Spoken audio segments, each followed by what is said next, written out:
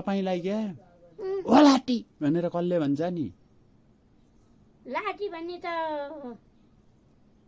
लाठी भन्ने त अब कहिले हो कुनी मलाई थाहा हुन्न।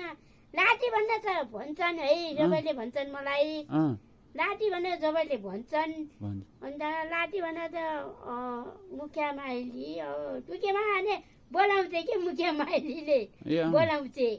टुकीमा भने बोलाउँछ। अनि तर टुकीमा भने बोला हजुर भने। अनि त्यहाँ घाँस काट्दै थिएँ अनि आयो।